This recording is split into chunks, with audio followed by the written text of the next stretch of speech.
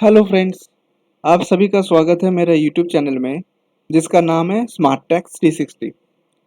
आज हम लोग लिमिटेड लायबिलिटी पार्टनरशिप और प्राइवेट लिमिटेड कंपनी के बारे में डिस्कशन करेंगे।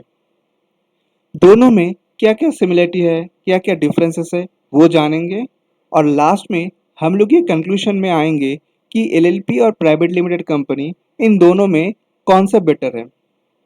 आज का ये वीडियो स्टूडेंट्स लोगों के लिए बहुत इफेक्टिव वीडियो है और साथ साथ जो व्यूअर्स है, जो कोई एलएलपी या प्राइवेट लिमिटेड कंपनी फॉर्मेशन करना चाहते हैं, वो भी इस वीडियो से बहुत सारे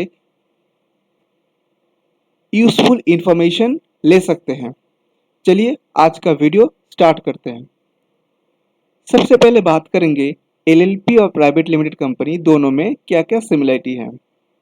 अगर सिमिलरिटी की बात करें तो पहला सिमिलरिटी है कि दोनों एंटिटी में मिनिमम नंबर ऑफ पार्टनर या डायरेक्टर जो है वो है नंबर 2, यानी कि 2 पार्टनर या 2 डायरेक्टर एक एलएलपी या प्राइवेट लिमिटेड कंपनी फॉर्मेशन कर सकते हैं।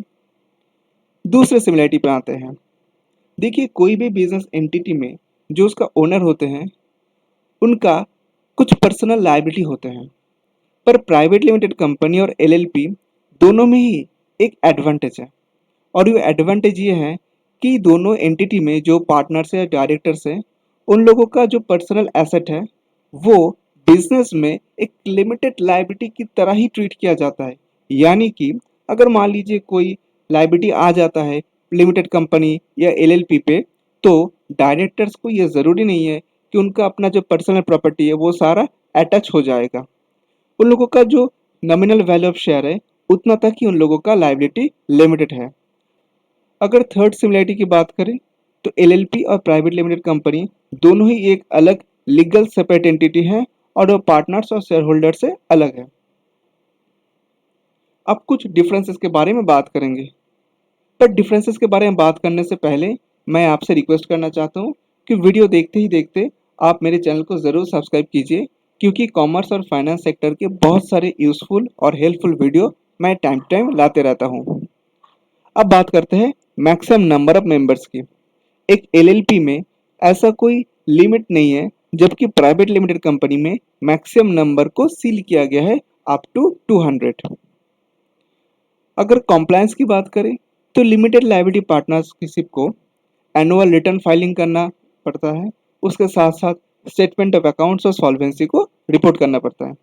जबकि एक प्राइवेट लिमिटेड कंपनी का कॉम्प्लायंस बहुत ज़्यादा है, क्योंकि उनको एनुअल रिटर्न फाइल करना पड़ता है, board meeting, general meeting, audit report, ये सारा आरओसी को सबमिट करना पड़ता है। अगर ऑडिट की बात करें तो प्राइवेट लिमिटेड कंपनी का ऑडिट मैंडेटरी है, जबकि एलएलपी का ऑडिट तभी होगा अगर उसका कंट्रीब्यूशन 25 लाख से ऊपर है और टर्नओवर 40 लाख से ऊपर है। कन्वर्शन की बात करें तो प्राइवेट लिमिटेड कंपनी को एलएलपी में कन्वर्ट किया जा सकता है, जबकि एलएलपी को कंपनी में कन्वर्ट नहीं किया जा सकता।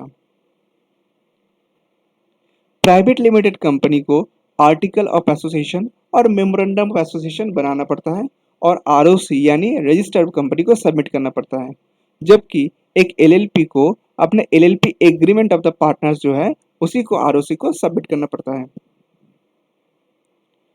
अब हम लोग बात करेंगे क्यों हम लोग एलएलपी को ज़्यादा प्रेफर करते हैं rather than private limited company. देखिए, प्राइवेट लिमिटेड कंपनी और पार्टनरशिप दोनों बिजनेस एंटिटी का जो एडवांटेज है उसी को लेके एलएलपी बनाया गया है। यानी कि प्राइवेट लिमिटेड कंपनी का जो लिमिटेशन है वो एलएलपी में एप्लीकेबल नहीं है। दूसरा, अगर फीस की बात करें तो एलएलपी इनकॉर्पोरेशन की fees private limited company incorporation fees से काफ़ी कम है। और इसके साथ साथ अगर हम लोग कॉम्प्लायंस की बात करें तो प्राइवेट लिमिटेड कंपनी का हर साल का जो कॉम्प्लायंस का फ़ी होते हैं, हालांकि ये फ़ी का 2 एलिमेंट होते हैं, एक है गवर्नमेंट फ़ी और दूसरा प्रोफेशनल फ़ी। गवर्नमेंट फ़ी हर एक स्टेट में लगभग सेम ही होता है, पर प्रोफेशनल फ़ी जो है वो डिफ़र करते हैं। आप कोई सीए से करा रहे हैं या कोई कंपनी सेक्रेटरी से करा रहे हैं या मान लीजिए कोई प्रैक्टिसिंग कॉस्ट अकाउंटेंट से करा रहे हैं, उस हिसाब से प्रोफेशनल फ़ी डिफ़र करते हैं। पर लार्जली देखा गया है कि एलएलपी का जो फीस है वो प्राइवेट लिमिटेड कंपनी से कम है। तीसरी पॉइंट की बात करें तो अगर ऑडिट की रिक्वायरमेंट हम लोग देखेंगे तो एलएलपी का ऑडिट करना मैंडेटरी नहीं है, जबकि एक प्राइवेट लिमिटेड कंपनी का ऑडिट करना मैंडेटरी है। इस वजह से भी हम लोग एलएलपी को प्रेफर करते हैं। फोर्थ पॉइंट की बात करें, एक प्राइवेट लिमिटेड कंपनी जो है उसका ओनरशिप रेस्ट्रिक्टेड है और मिनिमम 2 से 200 तक शेयर होल्डर हो सकते हैं, जबकि एलएलपी में ऐसा कोई लिमिटेशन नहीं है। इस पॉइंट ऑफ व्यू से भी देखें तो एलएलपी काफी एडवांटेजियस है। पॉइंट में आते हैं, अगर आप एक स्टार्टअप है तो स्टार्टअप के लिए एलएलपी बनाना ही ज़्यादा फायदेमंद होता है, क्योंकि इसमें कॉम्प्लायंस बर्डन बहुत कम है। और अगर हम लोग टैक्सेशन और फाइन्स की बात करें, उस हिसाब से भी एलएलपी प्राइवेट लिमिटेड कंपनी से काफ़ी सस्ता पड़ता है और उसका टैक्स रेट भी कम है। हालांकि मैं यहाँ पे एक चीज़ बताना चाहता हूँ कि जो प्राइवेट लिमिटेड कंपनी है उस पे एएमटी मैट यानी alternate minimum tax, minimum alternative tax, ये सारा प्रोविजन अप्लाई होते हैं 2020 तक। हालांकि हम लोग जानते हैं अगला साल यानी 2021 से एएमटी और मैट प्रोविजन को हटाया गया है। और अगर लास्ट पॉइंट की बात करें तो एक प्राइवेट लिमिटेड कंपनी को साल में कम से कम 4 बोर्ड मीटिंग होल्ड करना पड़ता है, जबकि एक एलएलपी को ऐसा कोई प्रावधान नहीं है कि उसको मीटिंग होल्ड करना ही होंगे। पर हम लोग नॉर्मली देखते हैं कि private limited company 4 board meeting के साथ साथ एक एनुअल जनरल मीटिंग जो है वो होल्ड करते हैं और एक एलएलपी साल में एक ही मीटिंग होल्ड कर लेते हैं। फ्रेंड्स, आज के लिए इतना ही। उम्मीद है आपको ये वीडियो अच्छा लगा। प्लीज़ मेरे चैनल को सब्सक्राइब कीजिए। साथ साथ आप कमेंट बॉक्स में कमेंट करके बताइए कि आप और कौन कौन सा वीडियो देखना चाहते हैं। अभी के लिए इतना ही। Bye bye, take care.